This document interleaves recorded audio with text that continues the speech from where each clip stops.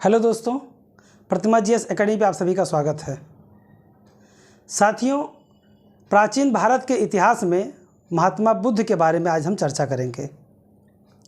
महात्मा बुद्ध एक ऐसा व्यक्तित्व है जिसे समझने, सोचने और जानने के लिए एक अध्यात्म की आवश्यकता होती है। महात्मा बुद्ध शाक कबीले के शुद्धोधन के पुत्र सिद्धार्थ हैं। एक राजकुमार, एक ऐसा राजकुमार जो हमेशा चिंतन और मनन करता रहता था। कहा तो जब सिद्धार्थ छोटे थे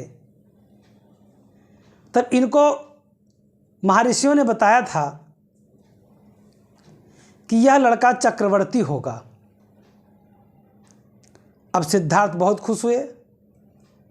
सिद्धार्थ ने शुद्धोधन, उनके पिता बहुत खुश हुए। उनको लगा कि उनका जो पुत्र है वो एक दिन हमसे बड़ा राज्य स्थापित करेगा। लेकिन जैसे ही अगला शब्द वो सुने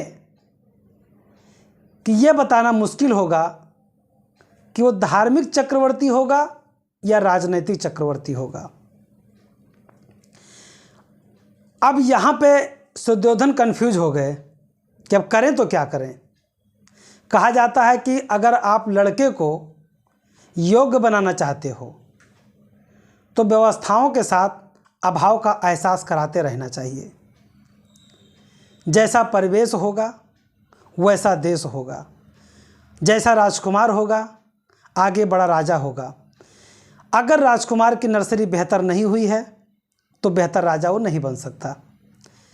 अब यहाँ पे शुद्धोधन ने कर दिया गलती। साथियों, किसी को अगर ये ऐसा लगे कि महात्मा बुद्ध के बारे में कि हम क्या बोल रहे हैं, क्या सोच रहे हैं, अगर ठेस पहुँचे तो आप समझिएगा मैं यहाँ पे ऐतिहासिक व्यक्तित्व के बारे में बात कर रहा हूँ। एक ऐसा राजकुमार जिसकी नर्सरी होनी चाहिए थी कठिन परिस्थितियों में। राजा बनने के लिए उसे योग्य बनाना पड़ता है, लेकिन शुद्धोधन महोदय यहाँ पे गलती कर गए। उन्हें लगा कि जब लड़के को सारी सुविधाएं दे देंगे तब वो तो राज्य संभालेगा, वो फिर अध्यात्म के तरफ साधु कैसे बन पाएगा। बस जैसे ही सिद्धार्थ 12 वर्ष के हुए, इनके लिए जितने भी राज्य में सुंदरियां थीं इनके आगे पीछे लगा दिया गया। ये युवराज का कमरा है, इसके अगल बगल दासियां एक से एक सुंदरी।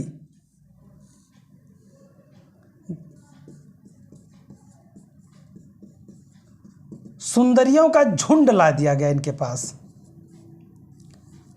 अब आप बताइए इंसान किसके तरफ भागता है।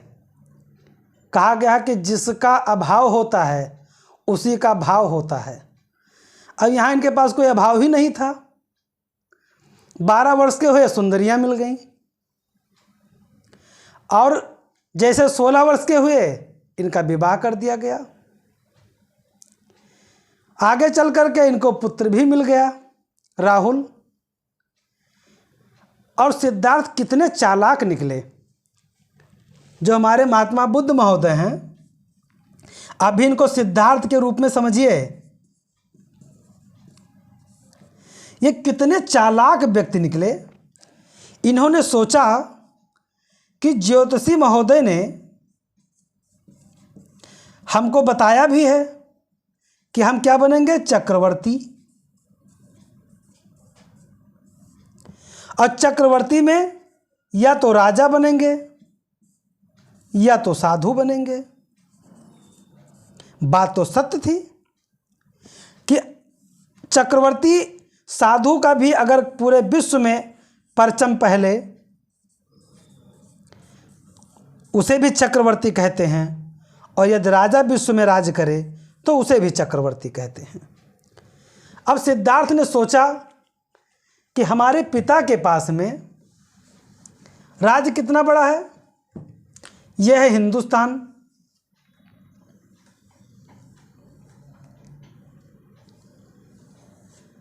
हिंदुस्तान एक बड़ा प्लेटफार्म है और वहाँ पे एक पिद्दी भर का देश किसका है? शुद्धोधन का। कौन है ये सिद्धार्थ के पिता हैं। अब सिद्धार्थ ने ये सोचा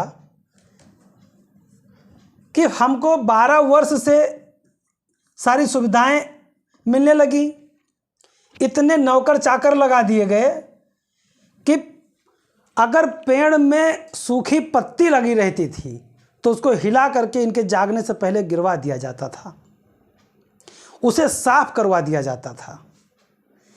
एकदम रोड है तो चकाचक, बाहर निकलते थे तो केवल युवा ही युवा होते थे, वृद्ध कोई होता ही नहीं था। सुंदरियों का लाइन लगी होती थी, मतलब इतनी व्यवस्था। तो आदमी एकदम जो चीज़ भोग करेगा तो एक दिन उसको छोड़ेगा भी, अत्त कर देगा तो छोड़ना ही पड़ेगा। शुद्धोधन इस चीज़ को समझ नहीं पाए और सिद्धार्थ मजे लूट रहे थे। एक दिन मजा लूटते लूटते युवा महोत्सव हो रहा था। अब युवा महोत्सव में सिद्धार्थ को जाना था, तो इनके जो सारथी थे वो इतना आगे निकल गए और ये बात भूल गए कि हमें सिद्धार्थ महोदय को कुछ नहीं बताना है, बाहर की गतिविधियों को कोई बात बतानी नहीं है। लेकिन कहा गया है कि यदि भाग्य में लिखा हो तो जाता नहीं और भाग्य में न लिखा हो तो कभी आता नहीं। कहा जाता है कि उन्हें जिद है हमसे दूर जाने की, तो हमें भी जिद है उन्हीं को पाने की। अगर सिद्धार्थ के किस्मत में वैराग्य लिखा था तो राजतंत्र में कितनी भी व्यवस्थाएं दे दी जाए वो किसी काम की नहीं होती। एक दिन जब युवा महोत्सव के लिए सिद्धार्थ महोदय निकले तो सबसे पहले उन्हें एक वृद्ध व्यक्ति दिखा। तो उन्होंने पूछा अपने सारथी से कि ये कौन है, क्योंकि इसके पहले तो उन्होंने वृद्ध व्यक्ति देखा नहीं था। तो जब वृद्ध व्यक्ति को देखा तो सारथी ने बताया कि यह एक वृद्ध हैं, हर इंसान एक समय आने के बाद में इसी अवस्था से गुजरता है। अब सिद्धार्थ को लगा है हम इतने बड़े हो गए अभी तक तो देखे ही नहीं, इसके मतलब अभी तक कोई वृद्ध नहीं, ये वृद्ध पहला व्यक्ति हो सकता है, यानी मैं भी एक दिन वृद्ध हो जाऊंगा और मैं भी इतना जर्जर दिखूंगा। फिर कुछ समय पश्चात एक आगे क्या देखते हैं, एक बीमार व्यक्ति। साथ ही हायरार्की भी ध्यान रखना है। बुद्ध को पहले कौन दिखा? एक वृद्ध व्यक्ति दिखे, यानी बूढ़ा व्यक्ति। बूढ़ा व्यक्ति पहले दिखा नंबर 1 पे, और जब और आगे चले तो एक बीमार व्यक्ति दिखा।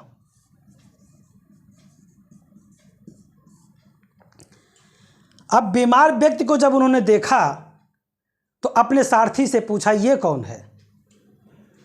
तो बोले कि जब व्यक्ति वृद्ध हो जाता है, जर्जर हो जाता है, तो एक दिन बीमार हो जाता है।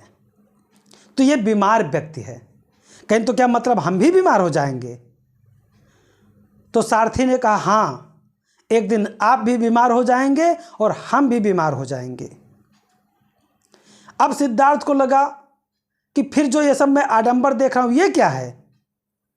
लेकिन अब सारथी को कहा जाता है कि जब जब किसी को कोई कार्य करना होता है, भगवान को करवाना होता है, तो माँ सरस्वती जी जिह्वा में बैठ जाती हैं। जैसे जब भगवान राम को वनवास देना था तो सबसे प्रिय माँ कैकेयी, उनको ऐसा अभिशाप लेना पड़ा। माँ सरस्वती ने उन्हीं को एक ऐसा अभिशाप दिया उनके जिह्वा पे निवास करके। तो महात्मा बुद्ध के लिए भी उनके सारथी के जिह्वा पे वास कह सकते हैं। उन्होंने कहा कि ये सब जितना भी चीज़ें देखी जा रही हैं ये झूठ है। तो कहे तो सत्य क्या है कि ये मुझे नहीं पता। फिर आगे बढ़ते हैं। फिर क्या देखते हैं? एक मृत शरीर। अब पूछते हैं ये क्या है? तो सारथी ने कहा कि जब व्यक्ति बूढ़ा हो जाएगा, व्यक्ति बीमार हो जाएगा, तो व्यक्ति एक दिन मर जाएगा। ये मतलब कि फिर ये इस दुनिया में नहीं रह जाएगा, इस शरीर के अंदर कुछ है जो चला जाएगा, और एक दिन जब शरीर छोड़ देगा अंदर की आत्मा, तो शरीर को लोग नष्ट कर देते हैं। कुछ लोग दबा देते हैं तो कुछ लोग जला देते हैं। तो बुद्ध ने कहा तो फिर मैं भी एक दिन मर जाऊंगा। तो कहे तो सब मर जाएंगे तो आप भी मर जाएंगे। फिर चौथा व्यक्ति सन्यासी को देखा, तो बोले ये कौन है? तो ये बोले सन्यासी हैं। कहीं ये क्या होते हैं? कहीं जिसको दुनिया में किसी चीज़ का लोभ ना रह जाए, दुनिया में किसी चीज़ से प्रेम न रह जाए, दुनिया में किसी से नफरत न रह जाए, और केवल भगवान में, उस परमात्मा में लीन रह करके अपने जीवन को समर्पित कर दे, वही सन्यासी होता है। अब सिद्धार्थ ने कहा रथ लौटाओ। तब इनको याद आया कि मुझे तो कुछ बताना नहीं था, अब तो ये बता चुके। अब जब सारथी कंटक नाम था और इनके घोड़े का नाम छंदक होगा, रथ को वापस कर लिए। जब रथ को वापस कर लिए तब घर पे ले जाकर के पहुंचाते हैं, और वहां पे देखा जाता है कि युवराज वापस आ गए, युवा महोत्सव में नहीं गए। अब ये चिंतन में लीन हो गए। इनकी उम्र 29 वर्ष की हो चुकी थी। एक दिन देखा जाता है कि ये सोने का नाटक करने लगते हैं, क्योंकि जब सुद्योधन को, राजा को पता चला कि युवराज वापस आ गए हैं और ऐसे ऐसे दृश्य देख करके आए हैं, तो इन्होंने जितनी ज़्यादा सुंदरियां हो सकती थीं, जितनी खूबसूरत सुंदरियां हो सकती थीं, इनके आगे पीछे लगा दिया। एक दिन रात्रि समय में सिद्धार्थ आंख बंद करके चिंतन करने लगे, या आप ऐसा कह सकते हैं, कुछ किताबों में मिलता है कि वो जानबूझकर आंख बंद करके सोने का नाटक करने लगे। अब ये देखते हैं कुछ समय पश्चात, जब भाई जिसके लिए नृत्य कर रही थी, जिसके लिए सहवास का स्थान बना हुआ था, जब वही सो रहा है तो लोग जाकर क्या करेंगी? तो सब लोग जहाँ की तहाँ सो गईं। और अचानक से उठे तो इन्होंने देखा कि वही सुंदरियां जो खूब लाली लिपस्टिक पता नहीं क्या क्या लगा करके नाच रही थीं, अब राल चू रहा है, एकदम फड़फड़ा रहा है पूरा शरीर में, कहीं राल गिर रहा है, कहीं काजल अलग जा रहा है, जितना लिपा पोती की थी वो अलग जा रहा है। तो ऐसी स्थिति में इनको नफरत हो गया कि ये वही सुंदरियां नहीं हो सकती, यानी कि सत्य कुछ और है जो हमें नहीं पता। ये सत्य नहीं है। अगर ये सत्य होता तो जिस तरह से ये जाग करके नृत्य करते हुए खूबसूरत लग रही थी, तो सोते हुए भी उतनी ही खूबसूरत लगना चाहिए था। अब ये घर छोड़ करके निकलने लगे।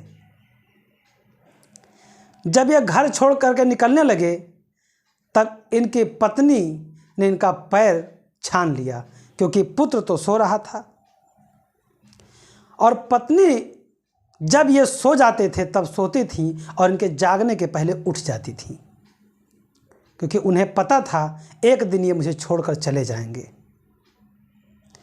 तो उन्होंने पैर पकड़ा और इन्होंने पैर को छुड़ा दिया और कहा अपने पुत्र पे ध्यान दीजिए, हमारा सत्य जानने का हमारा आधार, हमारा स्थान राजमहल नहीं है।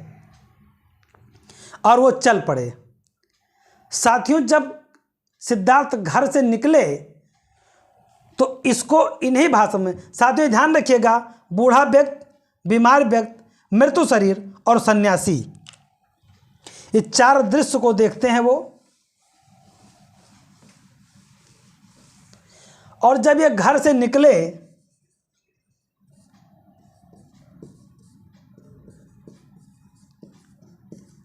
तो इसे कहा जाता है महाभिनिष्क्रमण।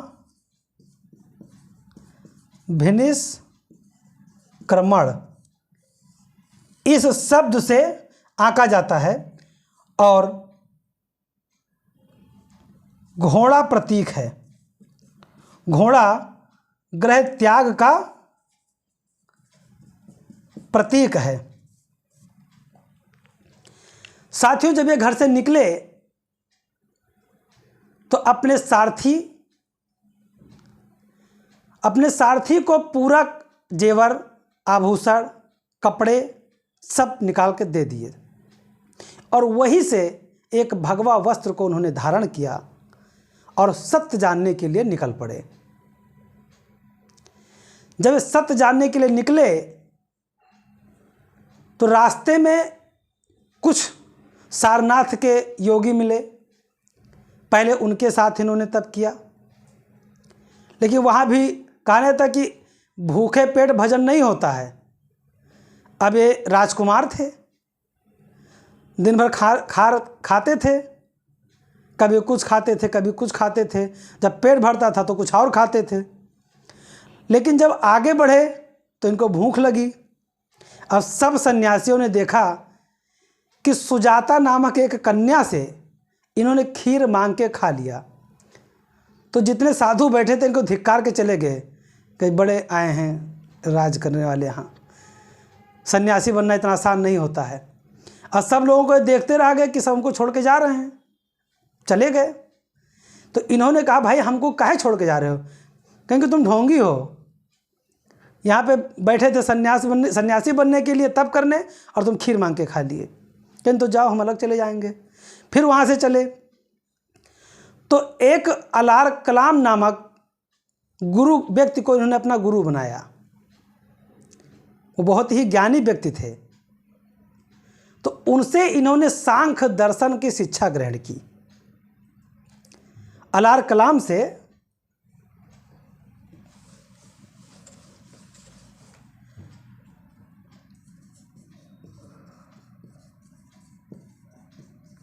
अलार कलाम को इन्होंने अपना पहला गुरु बनाया और इनसे इन्होंने सांख्य दर्शन का शिक्षा लिया। उसके बाद इनको लगा कि हमें ज्ञान इनसे भी अच्छा नहीं मिल रहा है और ये संतुष्ट नहीं हुए।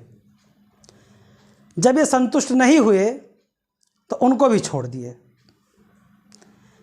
फिर आगे बढ़ते हैं और इनको एक दूसरे गुरु मिलते हैं, रुद्रक रामपुत्र। दूसरे गुरु मिलते हैं रुद्रक रामपुत्र। इनसे इन्होंने योग दर्शन सीखा। अब योग दर्शन सीखने के बाद इनको लगा कि सत्य की जानकारी हमें अभी भी नहीं मिला है, ये और आगे बढ़े। चलते गए तो एक नदी मिली, उसका नाम था निरंजना। निरंजना नदी के पास में ये जाते हैं।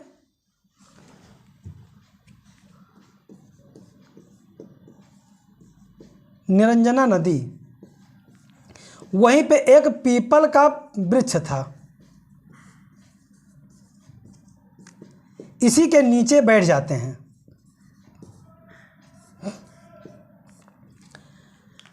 अब ये आसन पे बैठ गए और 6 दिन बीत गया। ये कुछ खाए पिए नहीं। भाई 12 साल हो गए थे, तो जहाँ भी तपस्या करते थे, जहाँ भी कुछ करते थे, ध्यान लगाते, उसके बाद कुछ खाने पीने को मिल जाता था। अब जंगल के किनारे नदी के पास में एक पेड़ के नीचे क्या मिलेगा?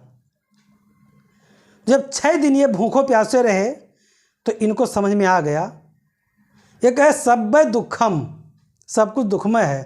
भाई भूख लगेगी तो जाहिर सी बात दुख में लगेगा ही। अब इन्होंने कहा 7वें दिन 6 दिन के भूख प्यास से ये तो ध्यान में बैठे रहे, ध्यान में बैठे रहे। 7वें दिन इनको ज्ञान प्राप्त हो गया, और ज्ञान में पहला शब्द क्या बोले? सब्बै दुखम, यानी सब कुछ दुखमय है। अब आप लोग खुद सोचिए कि 6 दिन का भूखा प्यासा व्यक्ति को क्या नजर आएगा? दुख ही नजर आएगा। और यहीं पे ज्ञानी बन गए। 12 साल इनको ज्ञान नहीं मिला, और 7 दिन के अंदर इनको ज्ञान प्राप्त हुआ, और इन्होंने कहा सब्बै दुखम, सब कुछ दुखमय है, यानी जीवन में दुख ही दुख है। और यही अगर भोजन वोजन मिलता रहता तो शायद ज्ञान प्राप्त करने में और समय लगता। फिर इन्होंने कहा दुख है, दुख का कारण है। तो साथियों, आपको याद करने के लिए आप ऐसा भी समझ सकते हो कि दुख है, दुख क्या है? तो दुख का कारण है। दुख का कारण क्या है? दुख का कारण तृष्णा है, नफरत है, और इसका निवारण है दुख निवारण प्रतिगामिनी प्रतिपदा। इन्होंने कहा कि दुख का निवारण भी है। अगर दुख है तो दुख का कारण है, दुख का कारण है तो दुख का निवारण भी है। इन्होंने फिर वहीं से चल दिए और सारनाथ में जा कर के वही जो साधु थे जो शुरुआती दौर में इनको मिले थे, उन्हीं के पास जाते हैं, और सारनाथ में ही उन्हीं साधुओं को अपना उपदेश देते हैं।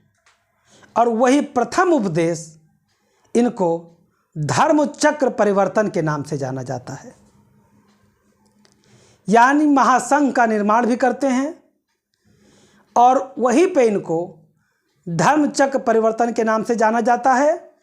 और धीरे धीरे बौद्ध धर्म का प्रचार होने लगता है, और ज्ञान प्राप्ति के पश्चात ये तथागत कहलाते हैं, यानी महात्मा बुद्ध कहलाते हैं। साथियों, महात्मा बुद्ध से संबंधित ये कहानियाँ थीं। अब आपको कुछ लिखित रूप में जानने की ज़रूरत है जो एग्ज़ाम में आता रहेगा।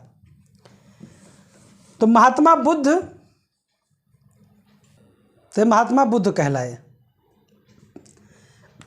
महात्मा बुद्ध, इनका पूर्व नाम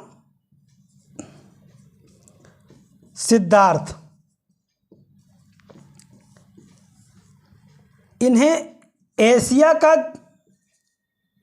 ज्योतिपुंज कहा जाता है। एशिया का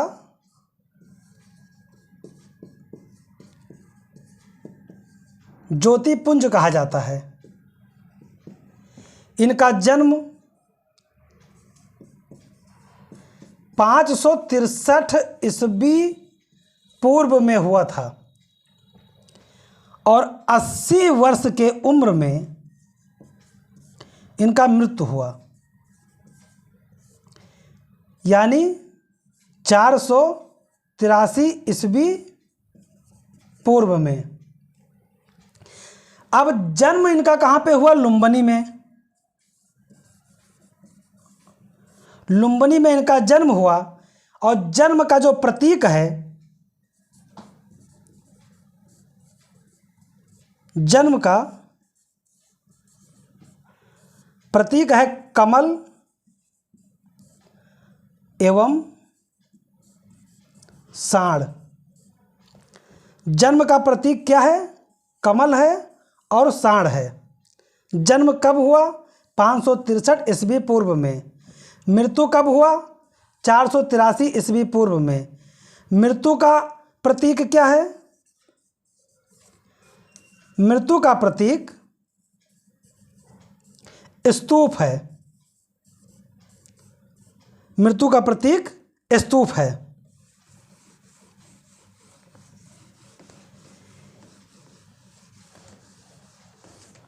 इनके जन्म के 12वें दिन कई कई जगह पे मिलता है 7वें दिन, लेकिन वैसे 12वें दिन इनके माता का देहांत हो गया। इनके माता का नाम क्या था? माया देवी। इनका लालन पालन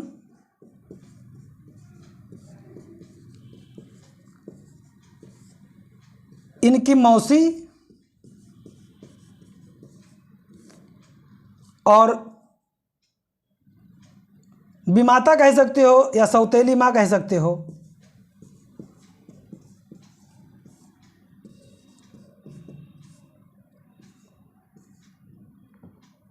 गौतमी ने किया।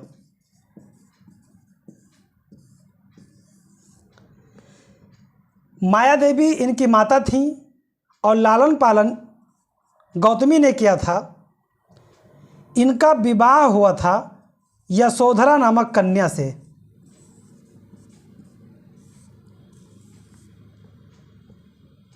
इनका एक पुत्र था राहुल।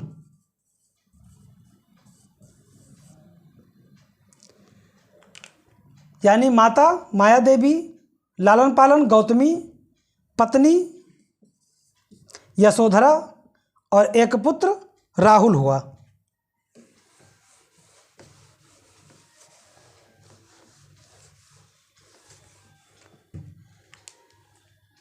इन्होंने 29 वर्ष की अवस्था में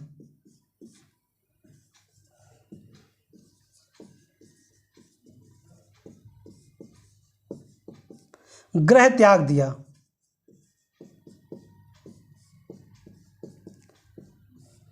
और सन्यासी बन गए।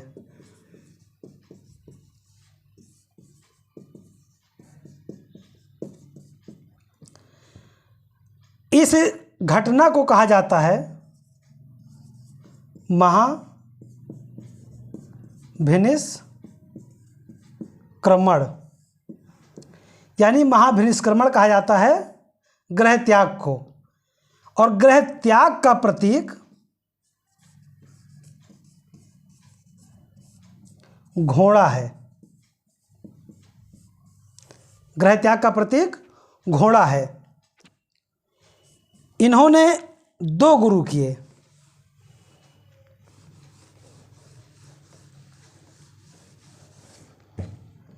इन्होंने 2 गुरु किए।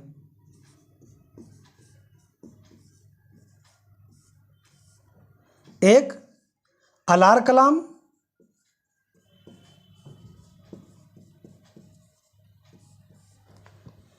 और दूसरे रुद्रक राम पुत्र। अलार कलाम से तो इन्होंने सांख्य दर्शन की शिक्षा ली।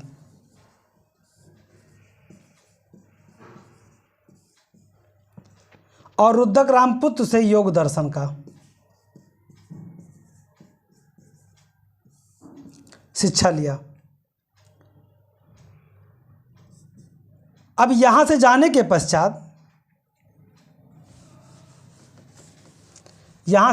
पश्चात एक नदी के पास ये जाते हैं। एक नदी जिसका नाम है निरंजना। निरंजना नदी के तट पे पीपल वृक्ष के नीचे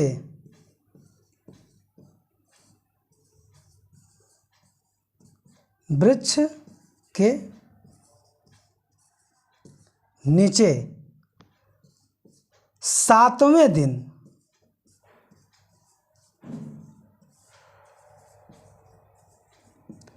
इनको ज्ञान प्राप्त हुआ।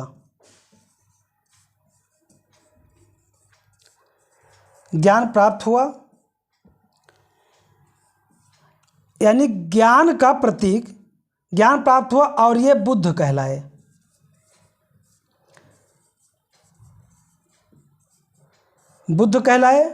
और ज्ञान प्राप्ति का प्रतीक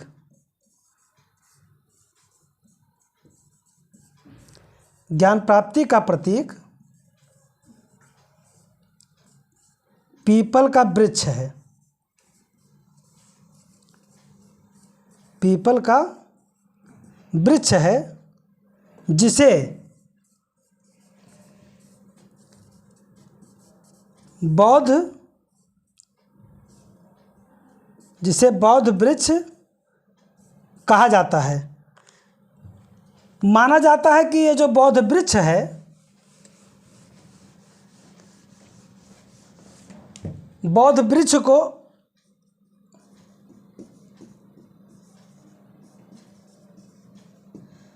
शशांक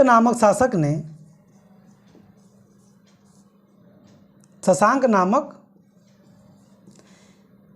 एक शैव शासक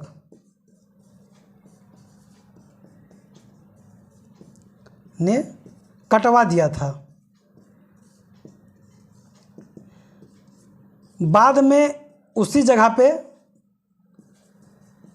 दूसरा पीपल का पेड़ लगाया गया था जिसे आज पूजा जाता है। तो शशांक नामक शासक ने कटवा दिया था। तो निरंजना नदी के पीपल वृक्ष के नीचे जो है इनको ज्ञान प्राप्त हुआ। प्रथम उपदेश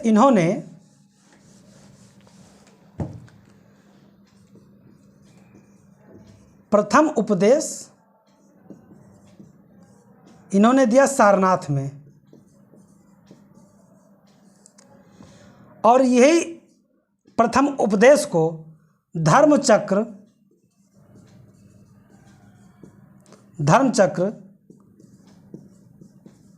प्रवर्तन कहा जाता है। और धर्मचक्र परिवर्तन का प्रतीक चक्र है। धर्मचक्र परिवर्तन के नाम से जाना जाता है प्रथम उपदेश को जो सारनाथ में दिया, और इसका प्रतीक चक्र है। इन्होंने अपना उपदेश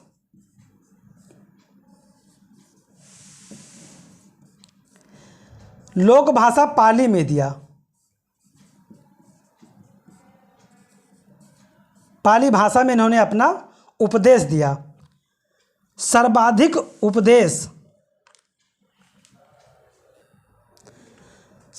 उपदेश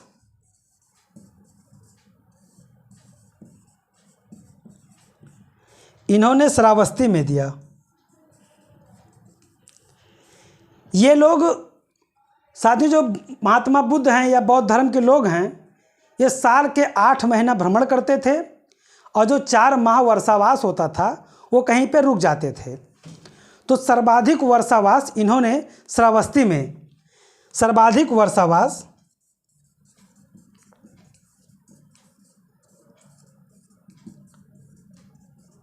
यानी 21 वर्षावास, 21 वर्ष तक बारिश के समय में श्रावस्ती में रुकते थे, और सर्वाधिक उपदेश भी इन्होंने श्रावस्ती में ही दिया। कहा जाता है कि अंत समय में कुशीनगर में एक चुंद नामक व्यक्ति से कहा तो जाता है शुकर माधव ये खाए थे। अब कुछ लोग इसको कहते हैं कि सुअर का मांस खाए थे, और कुछ लोग कहते हैं कि सुअर के बाड़े में भोजन किए थे।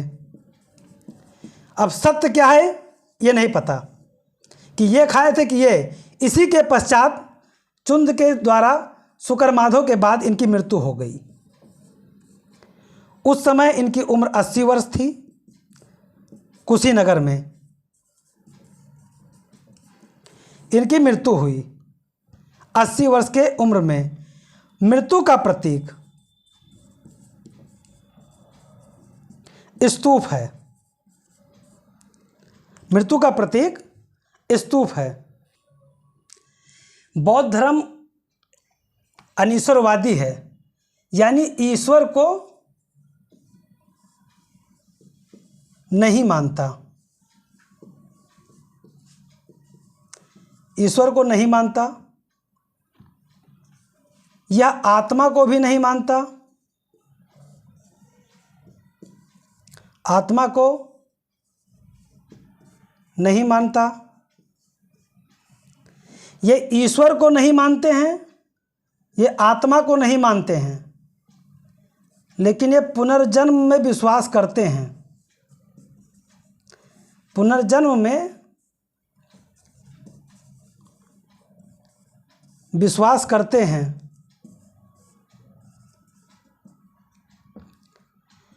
और इनका कहना है कि अगर आपका तृष्णा क्षीण हो जाए, यानी अगर आप किसी को ईर्ष्या करना और किसी के प्रति द्वेष रखना खत्म कर देते हैं, तो उस स्थिति को निर्वाण कहा जाता है।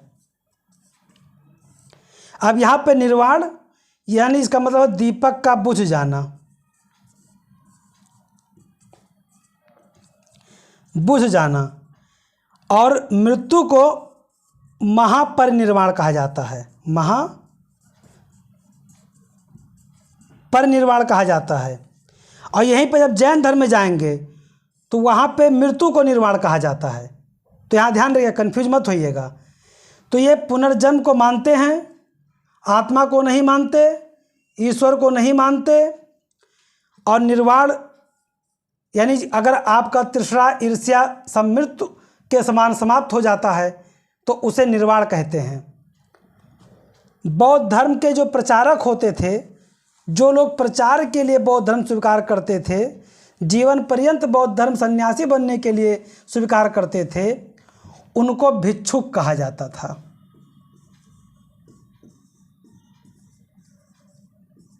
भिक्षुक कहा जाता था, यानी यह प्रचार के लिए सन्यास ग्रहण करते थे। और जो लोग गृहस्थ जीवन में रह करके बौद्ध धर्म को स्वीकार करते थे, उन्हें उपासक कहा जाता था।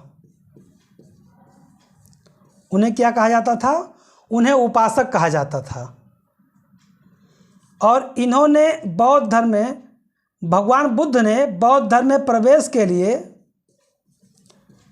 न्यूनतम आयु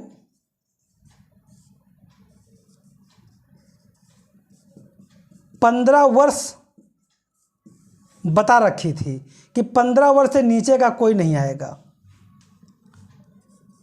इन्हें जब पहली बार कोई शामिल होता था तो उसे उपसंपदा कहते थे। उपसंपदा। बुद्ध के 3 रत्न हैं, त्रिरत्न, बुद्धम, धर्मम, संघम। बुद्ध धर्म संघ। साथियों, बौद्ध धर्म में पहले महिलाओं की स्थिति या महिलाओं की उपस्थिति प्रतिबंधित थी, लेकिन कुछ समय पश्चात महात्मा बुद्ध ने अपने बहुत ही योग्य और बहुत ही प्रिय शिष्य आनंद के कहने पर महिलाओं का प्रवेश दे दिया। लेकिन उन्होंने एक बात कही कि आनंद, अब हमारा धर्म जो 1000 वर्ष को चलना था, अब वो मात्र 500 वर्षों में समाप्त हो जाएगा। अब साथियों, ऐसा उन्होंने क्यों कहा? तो इस पर और कई ऐसे क्लास लेने के लिए मैं अगले क्लास में बताऊंगा। इसमें बहुत ऐसे टॉपिक हैं जो एक क्लास में नहीं पूर्ण हो पाएगा, तो अगले क्लास में बताएंगे। तब तक के लिए मैं अपने क्लास को यहीं पर समाप्त करता हूं और आप लोगों से निवेदन करता हूं कि ज़्यादा से ज़्यादा शेयर करें, लाइक करें, कमेंट करें और अपने मित्रों से सब्सक्राइब करवाएं। और जिन लोगों ने अभी तक सब्सक्राइब नहीं किया है वो भी सब्सक्राइब कर लें। धन्यवाद। जय हिंद, जय भारत।